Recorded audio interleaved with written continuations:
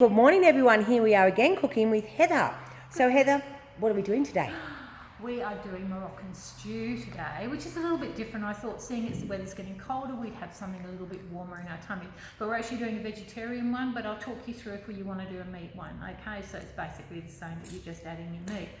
So today we're going to use chickpeas. Okay, let's just have a look at what we've got here. Okay. So I believe that we can do this recipe with quite a few different things. Okay, today this is how I'm doing it. We're doing it with chickpeas, red kidney beans, red lentils, sweet potato, capsicum and onion, okay?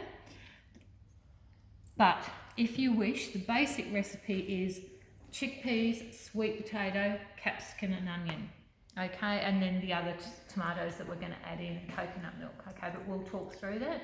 I just thought we'd just bulk it up a bit more today by putting the red lentils in, the red lentils in. It actually makes it thicker, so you're not having to put any flour, any thickeners into it. So it's also vegan friendly, it's and gluten free as well, and vegetarian. Okay, but if you want to use meat, you can put some mince in at this, to start with as well. Instead of when I'm cooking the potatoes off, you can cook your mince off and then add your veggies. Okay, so we'll talk through that as well. So lamb would go really nicely in this as well? Lamb would go beautifully with this. More that Moroccan-y would be lamb than anything else. Beef probably, yeah. Maybe. But I'd say stay with your lamb, which is a really good idea. Yeah. Okay, well let's get ourselves started because I know today that this is actually Michelle's comfort food and the weather's got her feeling like she needs a bit of comfort food today, so let's get moving. Here.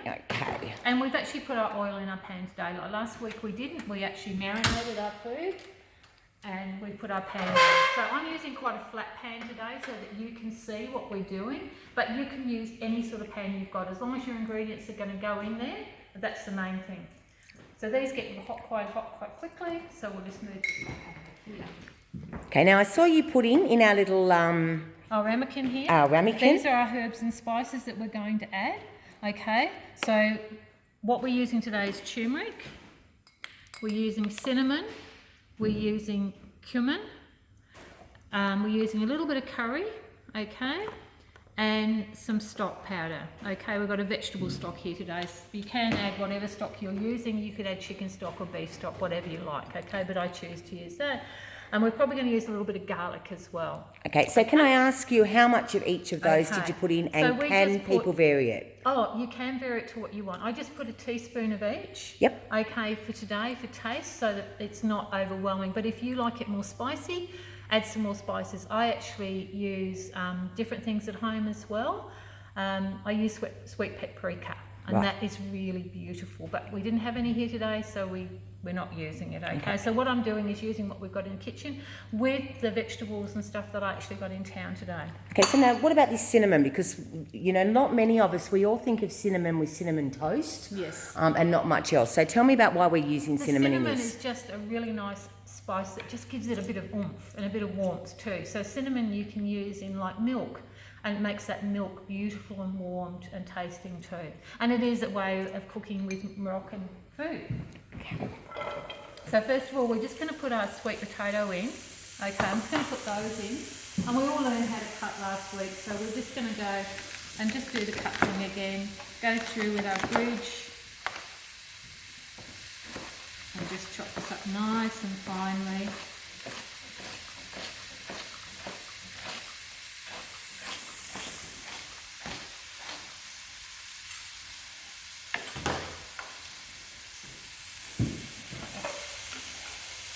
Now, the recipe says 1 sweet potato, so that's probably about 1.5, okay? Because we're adding a little bit more variance today, I've done that. But if you've only got 1 sweet potato this size, that's fine, and that's about what we're getting at the moment, okay? But if you want to add more, put more in by all means, okay? 1 capsicum. So we're just going to chop that up the same we did last week.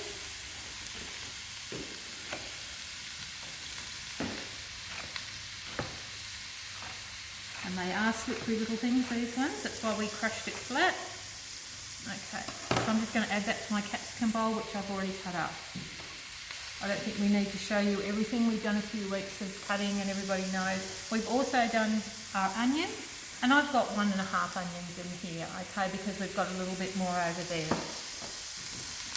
So if you're putting meat in, I'd actually cook your meat off a little bit to start with, because as we know, most meats, if it's just say a lamb, you can cook it gently on both sides and then you can start adding in. Mince you have to cook a little bit longer because it's been through a process of being tossed and turned in a mincing machine, so you know there's bits of fat here and there's not, so cook it a little bit longer. Okay, so we're just going to cook these off for a few minutes. Now with red lentils, if you're using them anytime, or any sort of lentils or pulses, the best thing you can do is put them in your sieve. Obviously a sieve that's very fine. You put it in big ones, they're going to fall through. Just rinse it under your sink with some nice water and then let all the dirt come off, because there's dust on these when they're packed, okay? It's something they can't help, and sometimes when you look through you might find a little bit of grit or something in them, so you can take them out. Unfortunately, when you rinse them sort of a few minutes before, they tend to clump a bit, but once you throw them in the pan, it's fine. So these particular ones that you're using today, these are dried lentils, not canned? Yes, they're dried red lentils. Okay. I think you can buy them canned. Mainly brown lentils you can buy canned, but you can buy those. You can use brown lentils instead of red lentils, and there's also green lentils which we use for soup, and if you prefer those you can use those as well. So these have been, did you have to soak them or? No, just rinse them to rinse the dust off. That's Okay. all we need to do, okay? So they're going to expand during the cooking process? They will expand and they will actually thicken. So what will happen is we will leave this on cooking for a while before we show you what it is. It will actually thicken what is the stew, okay? Like I said, rather than using a flour, it will thicken it. I tend to like things a little bit thicker during the winter. That way, if you don't want to put any any rice or pasta with it or bread, you don't have to. You've got a whole meal in one pot, okay? So what we're going to do now that's cooked off a little bit, we're just going to add This is my favourite part. into it, okay? So remember, we've mixed this all in together. Give it a little bit of a shake, and we're going to pop that in, okay? So that will start coating, and it should, the aromatic smell from this should be amazing. And I think Joe's getting the smell more than me. It's starting to come through now. Yeah. So it's a shame we haven't got smell-o-vision, isn't it? It is. Okay, so there we go with that. Now I have got some coriander to put in. I couldn't find any dried today, so what I've done is I've bought this one. Okay, which means that we can put this back in the fridge for up to a month. So we can use a little bit, put it back in. Okay, if you've got coriander in the garden, please use it. You can actually use parsley as well. Anything you'd like, just something that's a bit spicier. So now we're going to put our onions in there. And we're using red onions today because they looked about the nicest in the shop. Plus they're not supposed to make you cry. But they did. But they did. And remember when we cut our onions, to stop you making them you cry, if you peel this back to the root of the onion, so only take one end off. So just take the end off of the onion, that end, just cut, when you cut through you can take that end off like this. Keep your root on, okay? So that way you've got a handy little handle, okay? And just cut through, so hold your handle, just cut through, nearly through, not right to the end, okay? Then you've got something to hold so that you can still roll and chop, okay? Which makes life so much easier. And then when you get to the end, what you can do is you can then chop round as well. So we have less waste that way and less likelihood of slicing your finger, because sometimes onions can be a bit harder to cut, especially the brown ones.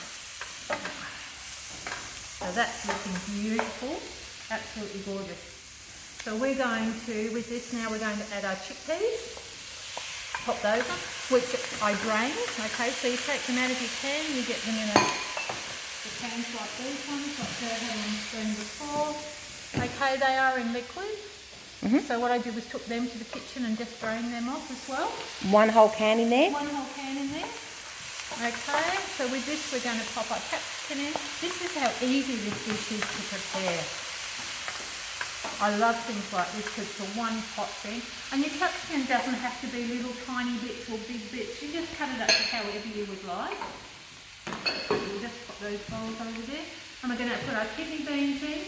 Okay, and the same with them, drain them off as well because they come in the cans as well. You can actually buy those in packets now, the same as the chickpeas. You need, if you buy the kidney beans in the packet, so you do need to soak them overnight, don't you? No, you can drop their dried ones, but you can buy ones like these that actually haven't got, the kidney beans and the chickpeas that haven't got the juice around them. They're in a sealed packet, but there's only a very little amount in. I'd say probably about half, maybe half of what's in a can.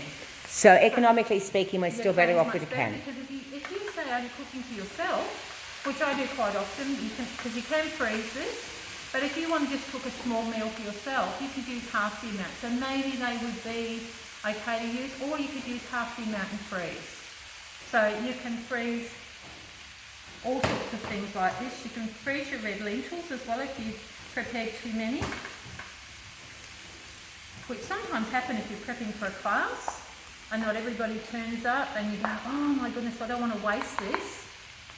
So I tend to just wrap it up in a bag and pop it in the freezer. And then you've actually got it there for next time, which is so good. Because the whole thing about this is the least amount of waste we have with our food, the better it is for the planet as well. And I know most people up here would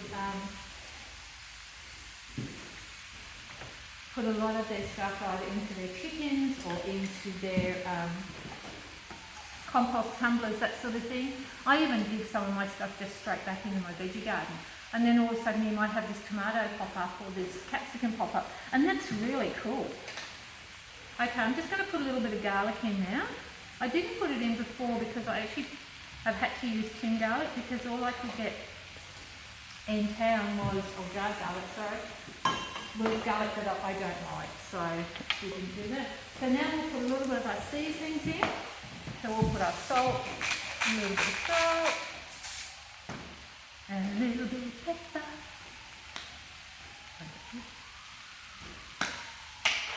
And of course this all depends on how much you like these things too. You know, if you want more, you put more in.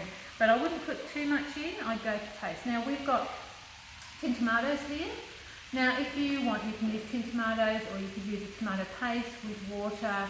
You could use tomato soup, you could, anything that's tomato based, okay? Because remember, we're cooking with what we can get or what we already have in our cupboard. Okay, so if you were growing a whole heap of tomatoes, fresh tomatoes would be a wonderful. Absolutely beautiful. We could use our fresh tomatoes. So with this, we're going to put our water in now because normally I actually put stock in with the herbs as well. So we'll put that. Tins are great measurers. So if we pop that in there and see what happens and see if we've got enough. So what are we looking for here? We're looking for the water to cover it, to just cover it, or? Yeah, just cover it. We're going to put a little bit more in. So seeing we had 2 tins of tomatoes and we've just about doubled or 1.5 everything today. With some extra, we'll put another load in. Because this does cook down, and while it's cooking, just keep an eye on it because you might need to just add a little bit more water. But basically what we want is something nice and thick, luxurious, beautiful food. Okay, so we're just going to put a little bit of coriander in.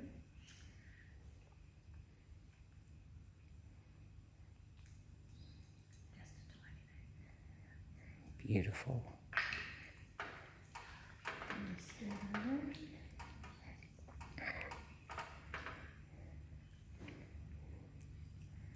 So we're now going to bring that up, okay, to the boil, and then we're going to turn down and simmer. Once that has simmered for a while and it's all beautiful, just before we serve it, we're going to add some coconut cream, and that just gives it another yummy, luxurious taste as well of warmth, okay? So we won't do that, but we will leave that there so we'll remember to do that. So we're going to just let this go for now, Jo. Now we're going to, is it covered top or non-covered yes, top? I'm going to cover top, but I just want to see it come up first and then we'll cover it, okay, which will take a few minutes. So I think we might say, unless Joe's got any more questions, we might say bye for now, and we'll come back when it's all cooked and ready to eat. And we'll do a clean up. And we will do a clean up. We will. Okay, lovely. We'll see you all soon.